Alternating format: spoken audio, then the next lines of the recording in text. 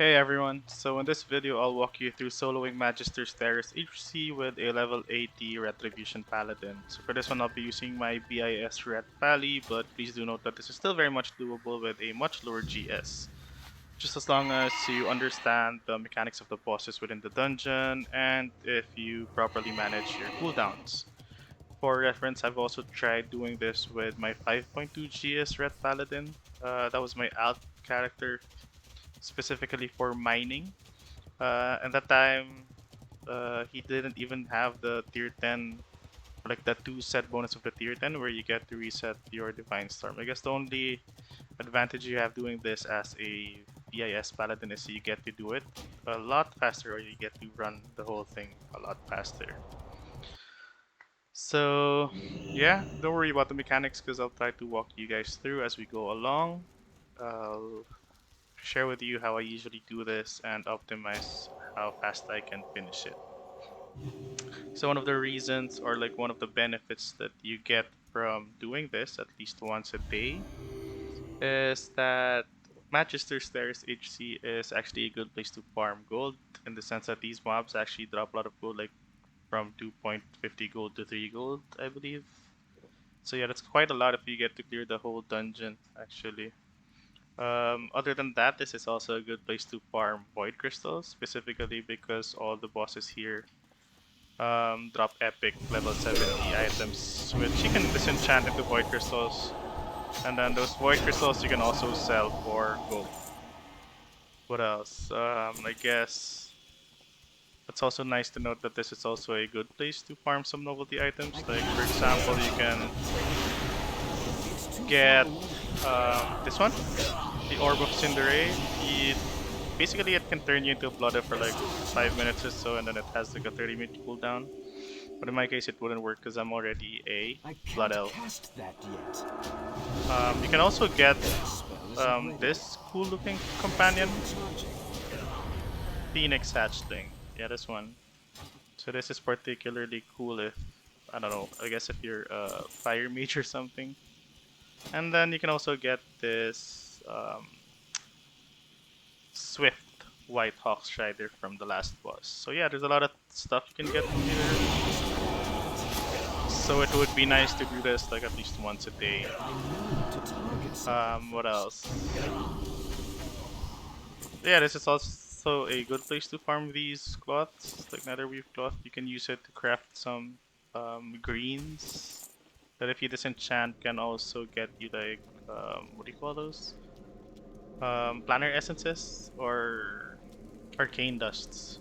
So those you can use to craft the enchantment Mongoose, which also sells for a lot in the server because it's actually a good enchantment for some of the classes for Wrath of the Lich King, even though it's a Burning Crusade enchantment. So for reference, it actually sells as much as the Berserking enchantment. Okay, so anyway, enough of that. We're at the first boss. Let me just zoom in a bit so it's a lot easier to see. So for the first boss, we have Selin Fireheart. This boss will be very straightforward and you pretty much just have to burst him down. In terms of the spells he uses, I think he uses around 4. He has Drain Life and also Drain Mana, which won't really be a problem. He also uses Mana Rage. I think that's the one where he randomly selects one of those crystals and then he starts to draw mana from them. And then once he draws mana from them, or if he depletes it and his mana is full, he starts to cast this AoE, I think it's called Fell Explosion. So that only does like 1k damage, so again, it's not a problem for this one. Yeah, I guess that's pretty much it for Selin Fireheart. Other than that, you will also have to clear these mobs actually, because you don't, and you start the encounter, they will all rush to you. And with all these guys hitting you, there's a good chance that you're gonna fail or you're gonna die. So at least clear the 2 groups. So I usually start with the one on the right, and then the ones on the left.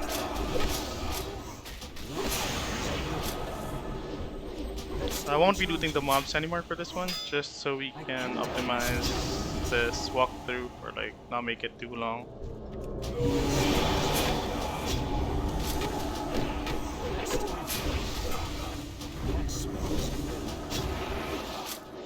I also made a guide for doing this or soloing Magister's Terrace HC with a level 80 combat rogue, so I'll also share that. Like, you can click the link that I'll be placing here. Okay, so Seal of Corruption, you can burst.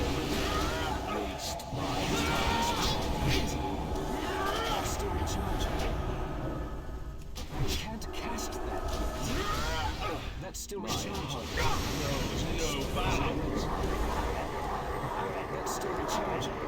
Don't be afraid to use your Flash of Light to recover some HP. You can also switch to Seal of Light in between, just so you can recover some HP. Okay, so let's get to the second boss.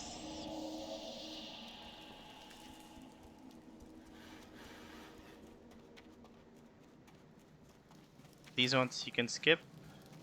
Just walk towards the left. And then for the second boss, we have Vexallus. Oops. Okay, let's kill these guys first.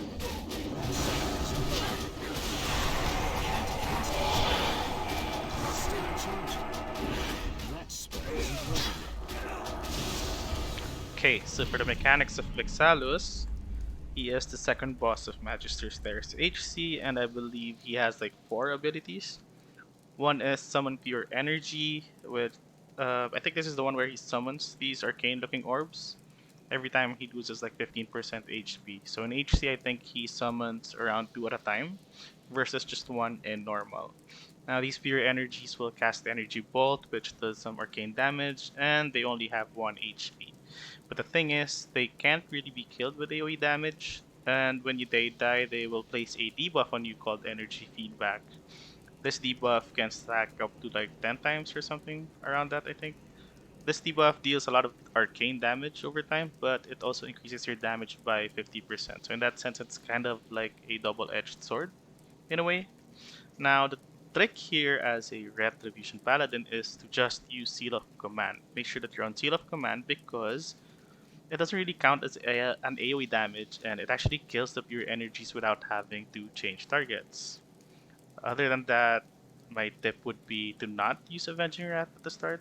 So again, don't use Avenging Wrath at the start of the fight, because you'll have to use Divine Shield pretty much after you kill him, or as soon as you kill him. And if you don't, you will basically have to manually heal yourself until the energy feedback debuff times out. So again, use this as soon as you kill him so you can clear out the stacks, because those, or like if it gets to like around 9 or 10, it actually can really deplete your HP quite fast. Also, make sure to manage your HP with Art of War and Flash of Light. And other than that, I guess the boss also casts Arcane Shock and Overload, I think it's called, where he starts to cast AoE attacks when he gets to like 20% HP. But these won't be too big of a problem anyway. Also, use Sacred Shield before every encounter. I guess this kind of ensures that you don't lose as much HP as you would normally do. Okay, so again, do not start with Avenging Wrath. Okay, so there.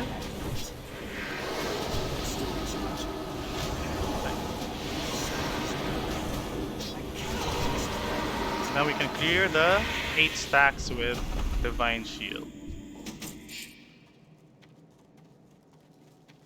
So again, it's quite straightforward if you know the tactics or pretty much the boss mechanics. So we'll head to the third boss, which is, I believe, I think her name is, yeah, so it's Priestess Delrissa. I'll talk about her mechanics when we get to her.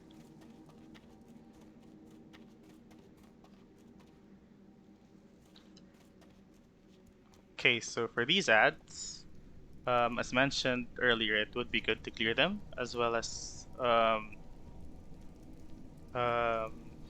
yeah, I would say it's very good to clear them because they drop a lot of gold for one, and then you can also get some random Burning Crusade stuff, like some greens that you can also disenchant for materials that you can use to make Mongoose. So I guess In terms of which mobs to prioritize first when you're doing these groups, I would suggest prioritizing Sister of Torment first. Simply because she casts this charm spell which immobilizes you, and then you have all these guys just hitting you for a lot of damage. You can actually die from that as well. I would say second priority would be the mage guards, because these mage guards, if you get them low enough, they start to walk towards the other groups. I think this room has like a total of 5. And then the next thing you know, pretty much the whole room's fighting you, and then you wouldn't survive even if you have Seal of Light on. I guess the third one to note would be if there's a mob called Physician, I think. Yeah, this one. This guy heals his teammates, so you also have to kill him. You can treat him as like a third priority. Other than that, Sunblade Magister, he summons like this dome, and then your spells or your heals do a lot less when you're inside, so you just have to step out. All the others, not really that much of a problem again. So for this walkthrough, I'll skip clearing these guys, but to get through this room, we'll have to kill one group. It's the one in the far left.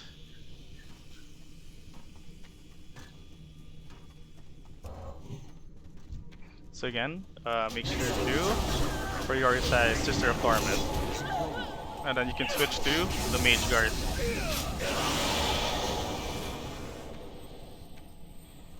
Let's just wait for this guy to walk away a bit. Also this guy, you can skip him.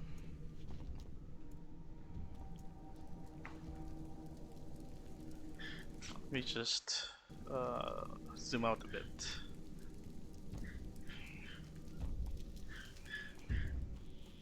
Okay, so now we are at the third boss, who is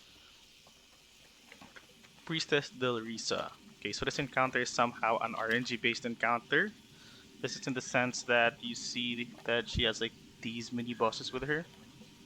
You can actually get these guys at random, and I believe there's around a total pool of 8 mini bosses, and that's for each of the classes prior to Wrath of the Lich King.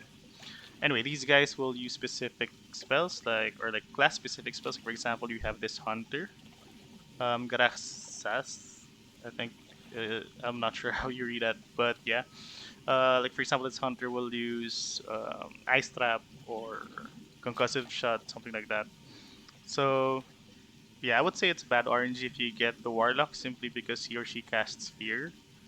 And if you're feared and you have all these guys just hitting you, again, that can pretty much mess you up or like kill you. So you have to be careful when you get that warlock. I'm not sure if you have it here. Anyway, so other than that, what else? In terms of Priestess Delrissa, I believe she has like 5 abilities. So the first one is she can pretty much dispel 2 negative debuffs that you put on her mini bosses, as well as 2 beneficial buffs from you. What else?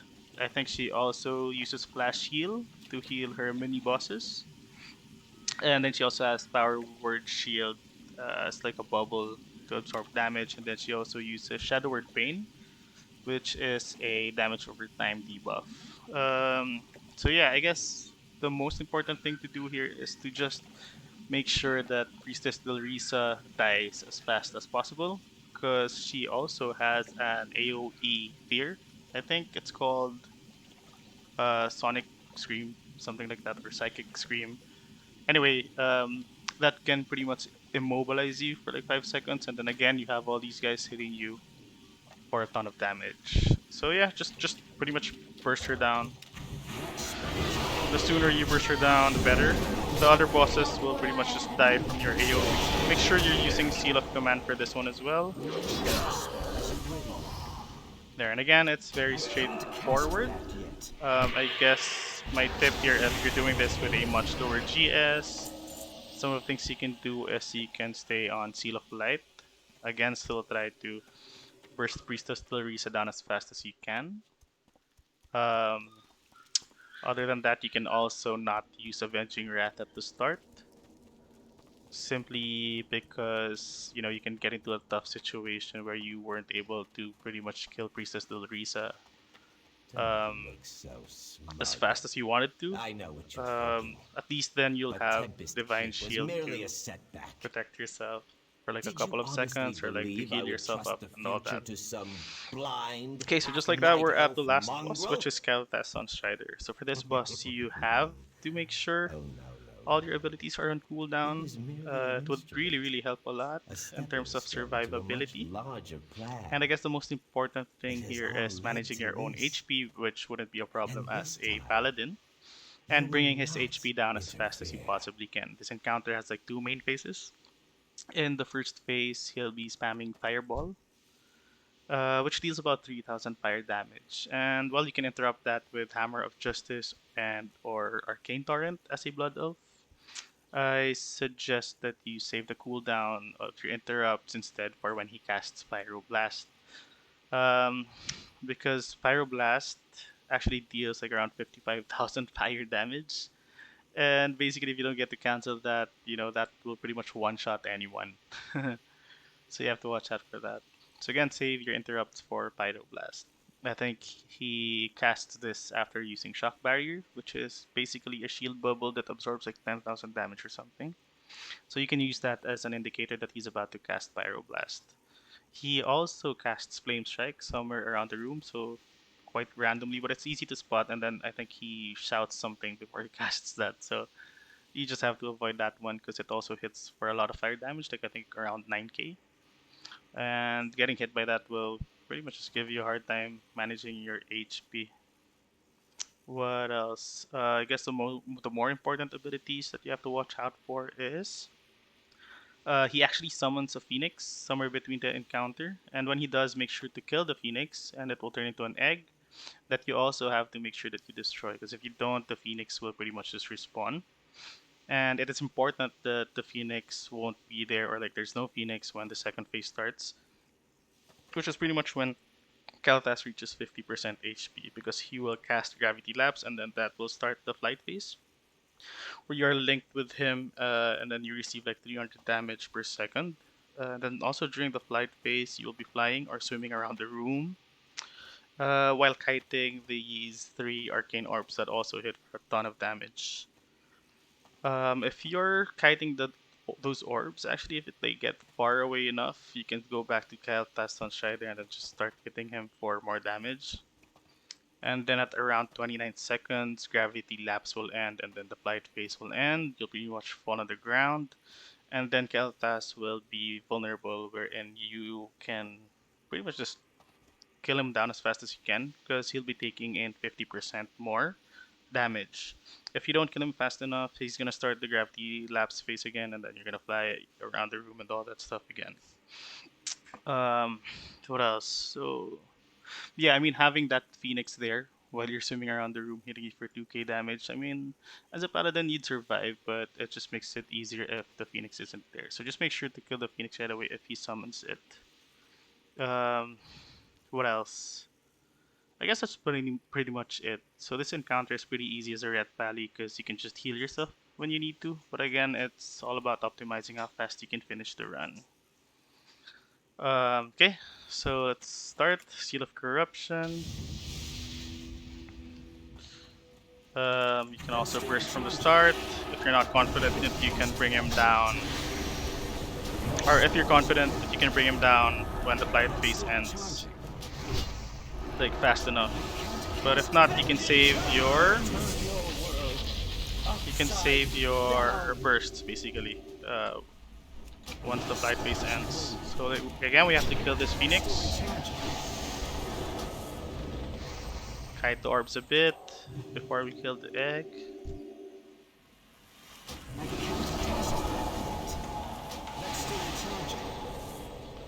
Kite the orbs.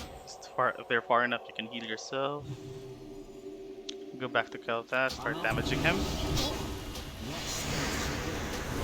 Flight phase ended at 29 seconds, and then you can just pretty much kill him down. Yep, and that's about it actually. So that's pretty much how you solo Magister's Terrace HC with a level 80 Retribution Paladin. Now, if this video was helpful, please feel free to like and subscribe. It would help me a lot, honestly, because I'm trying to monetize my channel. I also have like a speedrun video where I usually clear the whole dungeon in around 5 minutes. So I'll also be sharing that somewhere here. Again, please subscribe and like. I'll also share a link to that here, so it's easily accessible. Yeah, and other than that, let me know what other walkthroughs you guys want to see. So I guess that's it for now. Thank you guys, and keep safe always. Bye bye.